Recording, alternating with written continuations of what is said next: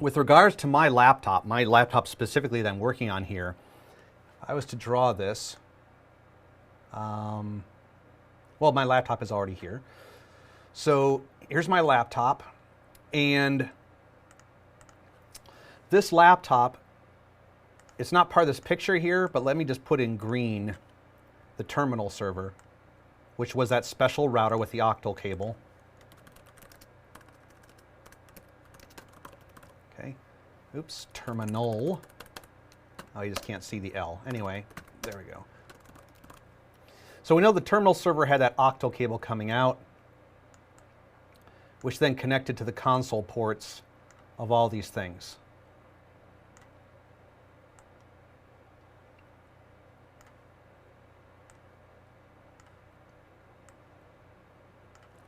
All right, so I'll just write that on here. Console connections. And we know that the terminal server itself has a console port. I'll put that here as a little C. That was connected via that blue cable to my laptop. And that was connected to the USB port on my laptop via that serial to USB connector. Well, the USB port on my laptop does not understand the internet protocol. It is not a place where I can put an IP address. It can't send and receive packets to get me through this network. So for that, I will need actually an Ethernet connection. I'll use brown here for that. So I will still need to connect up to an access layer switch via Ethernet. And that's actually going to be the next section here that I'm going to do right here. I'm going to do these connections here.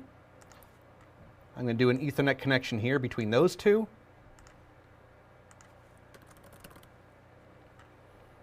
And I'm going to do an Ethernet connection here between switch 2 and router 1. Now I've already drawn in my serial connections here, but I'll just label them as serial. Different kind of interface, different kind of protocol as far as how we deal with electrical signaling. And then we're going to go back to Ethernet. Of Ethernet from router 2 to my switch, and from the switch to this router over here, which is serving as a web server.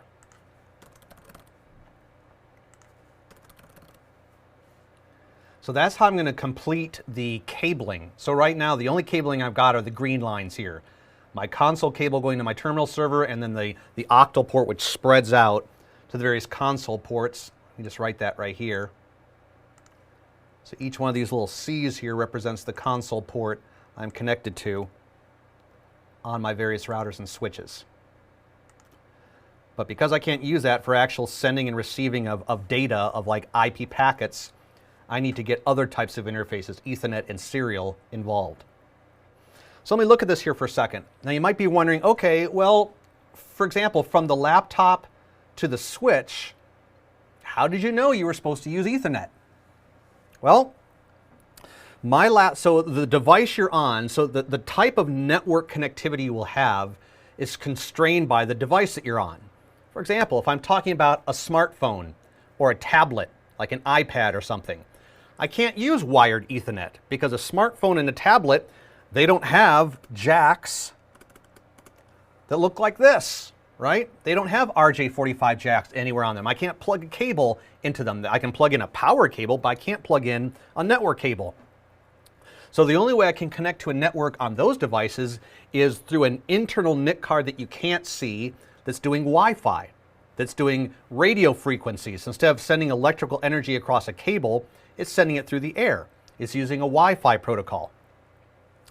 Now, so if I was to draw that, now this session here is all about wired networking, but you know, we know that most devices these days are wireless.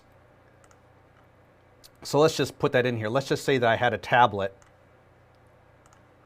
Let's say an iPad. Okay. And the iPad does Wi-Fi, so I'll just make these little marks here represent my Wi-Fi connection. So that's because the iPad, the smartphone, has a radio inside of it.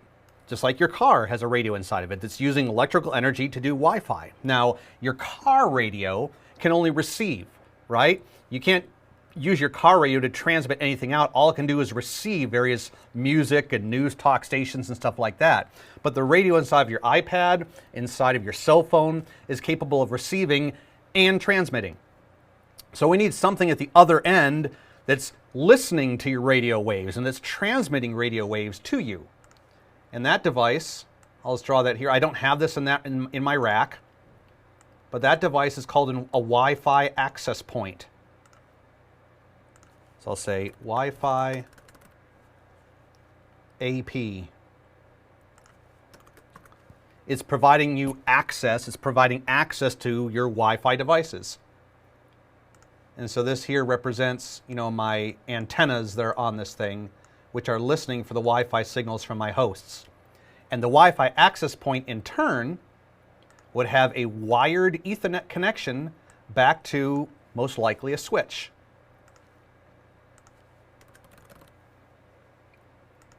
So for example, in your home network, you're probably doing Wi-Fi. You've probably got some Linksys or Netgear, Wi-Fi access point. So that's talking to your iPad, that's talking to your smartphone, the Wi-Fi signals. And then that wireless access point most likely has a wired connection back to, it might be connecting back to your cable modem or your DSL modem. Or if you have a little bit more of an advanced network, maybe it's connecting back to a router or a switch. But the Wi-Fi access point itself has to have a cable to connect it into the network.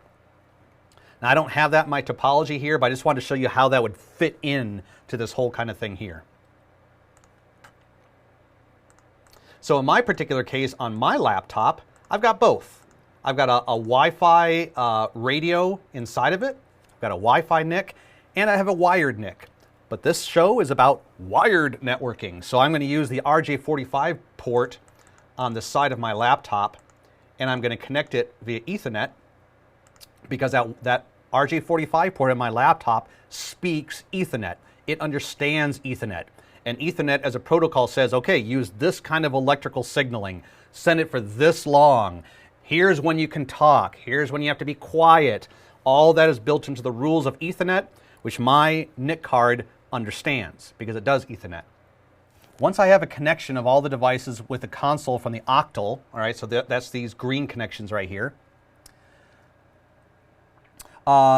Is it only one way to connect later on, or can I connect Telnet to all those devices? Okay, so these green connections here are not for sending IP packets. So there's no IP packets here. When I actually connect to the terminal server and I start typing in commands, that terminal server, what happens when you type in your keyboard? Let's forget about networking for a second. When you type A on your keyboard or 2 on your keyboard, what's really happening? Well, that key that you're pressing is generating an electrical signal, right? It's creating some sort of electrical current which represents the letter C or represents the number 1 or something. So there's different electrical signals that represent these letters and these numbers on our keyboards. So when I'm in the terminal server and when I'm typing in a command, it's taking those electrical signals of the A I pressed or the 1 I pressed and sending over these green lines into the console port of the router or the switch. These are not wrapped in IP packets, because remember, what is an IP packet? An IP packet has some data behind it, maybe the same type of electrical signals. Maybe in the data portion of an IP packet is in the letter A, the number 1, the letter B. But that IP packet is IP because at the front of it, it has an address. It has an address of the IP address of my laptop where it's coming from and an address, a destination address of where it's going through. So that thing can travel through a network and get to the correct destination. There's no addresses here. Everything I'm sending across these green octal cables is just strictly letters and numbers. There's no IP at all. So I cannot use these for IP connections. Telnet is a particular protocol where I can take these letters and numbers I'm typing on my keyboard and wrap it inside of an IP header. So instead of needing to connect to the console port, I can send IP packets to a router or a switch. And when the router switch gets the IP packet, it says, oh, here comes an IP packet. Oh, it's got my name on it, my IP address. This is for me. And then when it looks in the body of the packet, it says, oh, The body of the packet is carrying telnet. Oh, what's telnet? Telnet says someone's trying to talk to me. They're trying to get into my brain and configure me and send commands to me. That's what telnet is used for, to send commands from one device to another. We can't do that over the octal cables because telnet relies on the IP protocol. And all the communications across these green lines here, it's not doing IP whatsoever. So in order to do telnet, once again, I would need to put some sort of IP address on one or more of the interfaces on these devices so I could send my telnet packets inside of IP to get to them. At that point, I wouldn't necessarily need the octal cables anymore. Once I've got IP on all these devices and I can telnet to the devices over Ethernet, I can remove my terminal server. I won't need it anymore to get access to the command line. So the terminal server was initially just needed because there was no IP on any of these devices. So the only way I could get to them was by connecting to their console ports. That's why I needed it. So an octal cable is all a physical layer thing. Because there's no addressing, there's no MAC addresses, there's no IP addresses, it all resides at the physical layer of the OSI model. That's where you would find it. When I was in my terminal server, so here I am, when I went into a connection, for example, switch 1, and I issued some sort of a keyboard shortcut, which got me back here to the terminal server. What is that keyboard shortcut I'm using to go back and forth? So this is a common Cisco keyboard shortcut. It is Control-Shift-6. So on my keyboard, I'm hitting all three keys at the same time. Control-Shift-6, all at the same time. I let go and I hit X. Control-Shift-6, let go, and hit X within like a second or less. So here I am in session 3. Control-Shift-6, let go, hit X, and it gets me back there. Very useful to know. All right, so building up my topology here. I know I now have to connect these physical interfaces here. Well, for example, let's take a look at switch 1. Here's switch 1. That's the one here on the bottom. And my laptop is over here. So I'm going to have to connect here. And so my first choice I have to make is, what interface do I want to select on switch 1? I could select any interface, but to me, I want to select an interface I can easily remember. If I just randomly plug this into interface, 13 or 21 or something, by the time I get done cabling this whole thing, I'm not going to remember that stuff. So just to make it simple, I'm going to plug it into interface number 1. So I'll write that up here. And the switch interfaces are numbered as 0, slash, and a number. So this will be 0/1. And then I'll use the last interface to connect one switch to another. So I'll do 0/24 to 0/24. So that'll help me remember. The first interface goes to the laptop, last interface connects the switch to another switch. And I'll repeat it right here on switch 2. I'll use his first interface to connect to the router, and router 1, which is this top guy right here. If I zoom in on this, it'll kind of blur out. Well, no, maybe we can see it. I don't know if you can see that, but here's the two Ethernet interfaces that it has.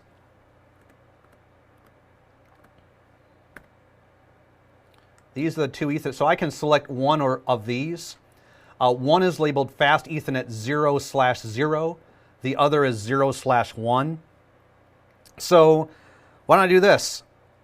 Since over here I've already got 0/1, why don't I keep it consistent and have it go into 0/1 right here as well? Okay. So let me go now. Okay, so I know what interfaces I want. And I know, let me go back to this. Make this a little bit larger so you can see it. There we go. And I know that now I'm going to have to choose an Ethernet cable. I got a black one, I got a red one, I got a pink one, and I got a big orange one right there. So which one is appropriate? What makes them different other than their color? Or are they different? They are different. Here's something else you need to know.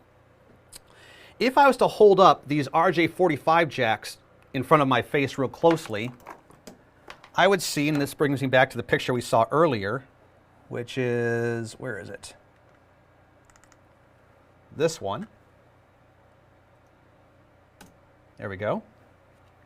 we would see that inside the RJ45 jack, it has these colored cables. Now, it might not necessarily be brown and green and blue like this, but each individual wire is wrapped in a colored plastic or rubber coating. And why this is important is because some of my cables, for example, if I just make this a little bit bigger, look like this.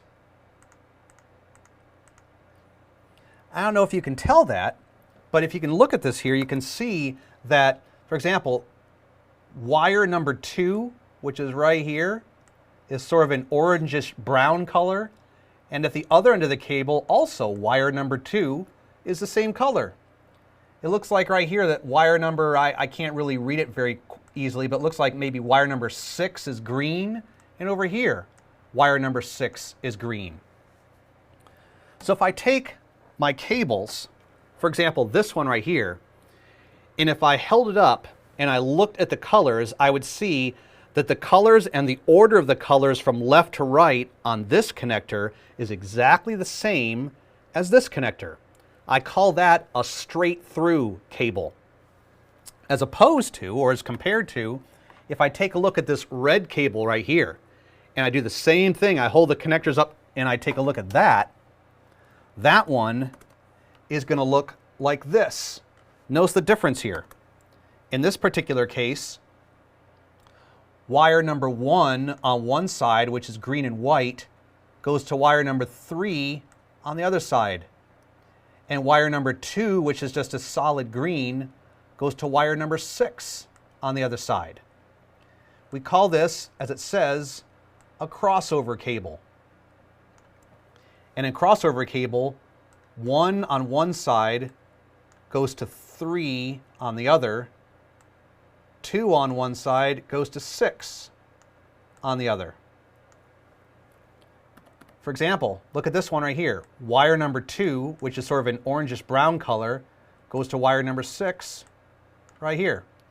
2 to 6, 1 to 3. So that's a crossover cable. So you can see that even though they look the same, once I actually look at the wiring on the inside, they're not the same. Some are straight through, some are crossover. Well, what does that have to do with my picture? When you are connecting devices that are similar to each other, like a switch to a switch, or if I was connecting an Ethernet cable from one router to another router, so devices are similar, that requires a crossover cable. So I'll put that right here. So I'm going to need a crossover for this. When you're connecting devices that are dissimilar, that are unlike, we use a straight through cable. So most of my connections here are going to be straight through cables. So this will be straight through. This down here, switch to router, will be straight through. Serial cables, you don't have to worry about that. This crossover and Ethernet is only an Ethernet. Crossover and straight through is only an Ethernet thing. It does not apply to other types of cables. Router to switch, those are different types of devices, so that will be a straight through. And once again, switch to router, that will be a straight through.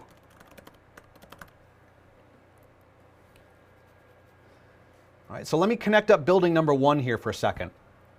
So my laptop, I'm going to need a fairly long straight through Ethernet cable. And I think this pink one right here will do it for me. It's fairly long. And of course, if I was doing this in a real network, I'd want to make this nice and pretty and organized and use zip ties and cable ties and everything, but I'm just doing this from scratch here. So I'm just going to look at this. The lighting in this room isn't the best, but I'm pretty sure that looking at the ends of this is a straight through cable. So I'm going to connect one end of it to the RJ45 jack on my laptop. There we go. So wrap it around the back here and connect the other end of it to, according to my diagram, port 0/1 in switch 1. All right, there we go. Okay, so it is connected in. Now, what I'm doing here is my next step is usually a switch port, a port on a switch, when you plug in a cable and that cable's plugged into something else, instantly comes up. And you should start seeing some lights flashing on that interface. And I'm not seeing that. And I know I did this test yesterday and the lights did flash. So I'm pretty sure this cable is messed up. So let's just get rid of this cable and use a different one. If I get the same type of behavior with a different cable where there's no lights on my laptop and there's no lights on the switch interface, then I'll have to do some additional troubleshooting. So let's see here. I got a nice big orange cable here. I'm pretty sure this is a straight through cable. So let's go ahead and try using this guy and see if I get better results. And in reality, you know, your switch probably is located, 20, 50, 100 feet away from your laptops. Just depends on, where the laptop is located. That where's the cube in relationship to where's the closet where the switch is hosted. So you probably will have to have quite a long cable to connect them. All right, so I am still not getting anything. So now, troubleshooting. Highly unlikely that both cables are bad. So the next thing that would go through my mind is, well, either my Ethernet NIC card has been disabled, I don't think I did that, or the interface on the switch is down, it's not working right now. So let me use my terminal server and get into the command line of switch number 1 and take a look. And by the way, some Cisco routers and switches have interfaces that can auto-detect the cable. In other words, some switches, if I had two switches together and I connected a straight through cable, nothing would happen. It just wouldn't work. But if they have these types of interfaces, and I think they're called MDIX, I'm not sure what that stands for, Mary, David, Igloo, X-ray, but MDIX is an ability to auto-detect the cable type. So whether you have a straight through or a crossover, it'll automatically detect that and account for it. I don't think these interfaces do that though. MDIX stands for Medium Dependent Interface Crossover.